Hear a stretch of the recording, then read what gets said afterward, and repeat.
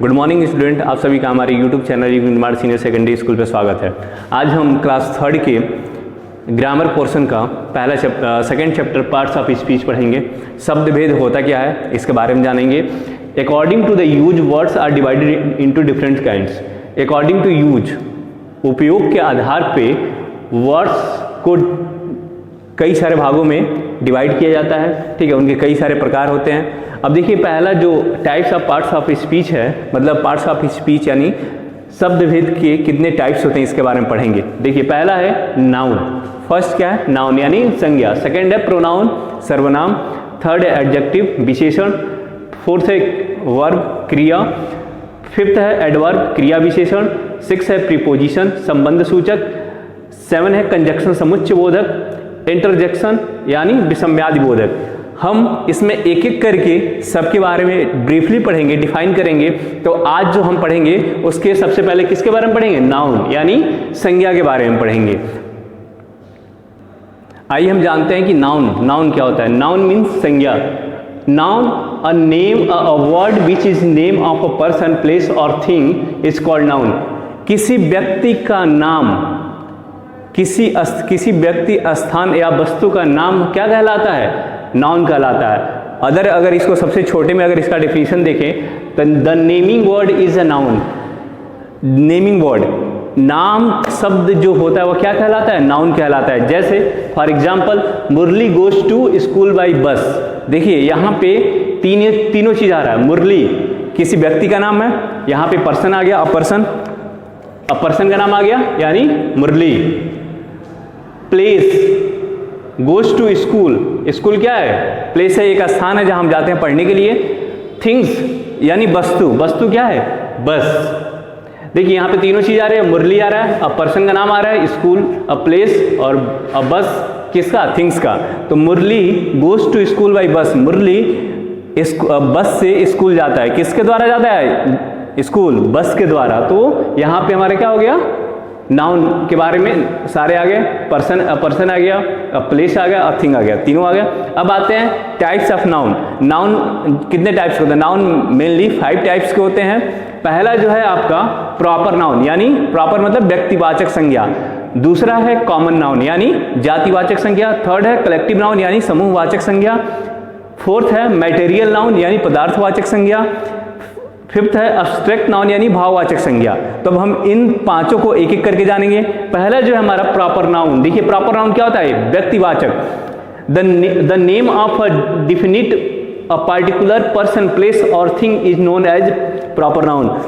Proper noun वह संज्ञा का व्यक्तिवाचक संज्ञा वह संज्ञा कहलाती है जो किसी एक डिफिनिट यानी एक डिफिनिट व्यक्ति के बारे में, स्थान के बारे में या थिंग्स के बारे में बताए, वो हमारा क्या कहलाता है?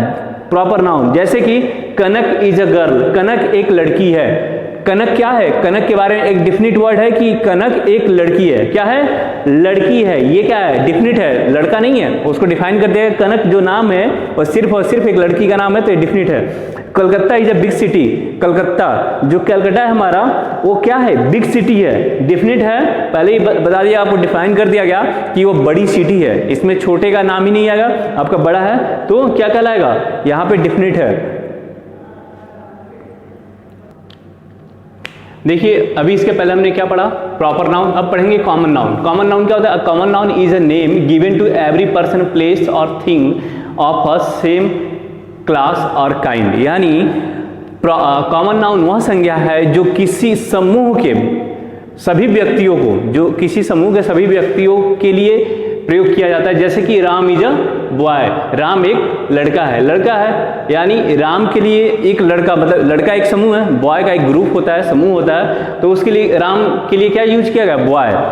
सुमन इज अ टीचर, शिक्षक क्या होते हैं? एक टीचर्स का ग्रुप है, बहुत सारे टीचर एक साथ होते हैं। तो सुमन के लिए क्या यूज किया गया है? सुमन इज अ टीचर, सुमन एक शिक्षक है। अब आते हैं second, collective noun. A collective noun is a name given to a group और कलेक्शन ऑफ अ पर्सन और थिंग।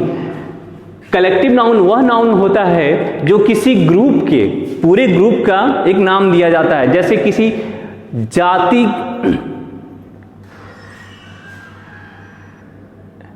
कलेक्टिव नाउन वह नाउन होता है जो किस प्राणियों या पक्षियों के समूह के लिए यूज किया जाता है। किसके?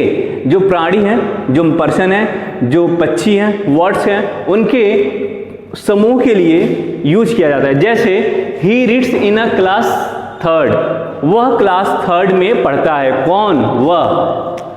वह किस में पढ़ता है? क्लास थर्ड में। क्लास थर्ड क्या है? एक ग्रुप है। किसका?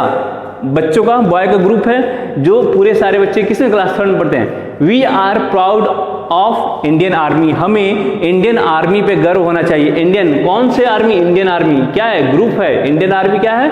ग्रुप है। अब आते हैं मटेरियल नाउन। अब material noun is a name given to things of which things are made. Material noun वह नाउन होता है जो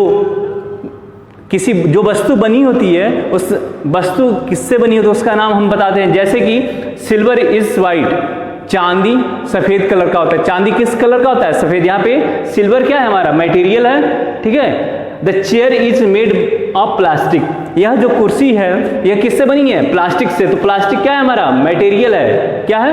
मटेरियल है। अब आते हैं abstract noun. An abstract noun is a name given to a things which can not be seen और touched but can be felt. जो एब्स्ट्रैक्ट नाउन है वह नाउन जिसको हम न कभी टच कर सकते हैं, न ही उसको हम कभी छू सकते हैं, न ही उसको देख सकते हैं, बट लेकिन उसको हम फील कर सकते हैं। वो हमारा क्या कहलाता है? Abstract noun. जैसे dancing is an art, dancing एक कला है। क्या है? कला है। डांस को हम फील करते हैं, न कि हम उसको dancing is an art, dancing एक कला है। देखिए, कला को हम कभी भी न देख सकते हैं, महसूस भी कर सकते, लेकिन कभी उसको टच नहीं कर सकते। अब डांस है, डांस हम सीखते हैं, डांस हम करते हैं। हम देखिए डांस देखते हैं, लेकिन हम उसको क्या कभी छू सकते हैं? कोई डांस है उसको हम नहीं छू सकते, उसको हम सिर्फ महसूस कर सकते हैं। हिज काइंडनेस सेव्ड मी, उसका जो दयालु भाव है, यानी काइंडनेस, जो उसके अंदर दयालु भाव है, वो हमें क्या किया? बचा लिया। तो जो उसकी काइंडनेस है वो हम उसको फील कर सकते हैं। उसको हम न देखे हैं, ना हम उसको छू सकते हैं। तो हम क्या करते हैं? उसको सिर्फ महसूस कर सकते हैं। आज का ये आपका सेकेंड चैप्टर खत्म होता है। अगर आपको इसमें किसी प्रकार का भी कोई भी प्रॉब्लम होती है तो आप नीचे दिए गए कमेंट बॉक्स में कमेंट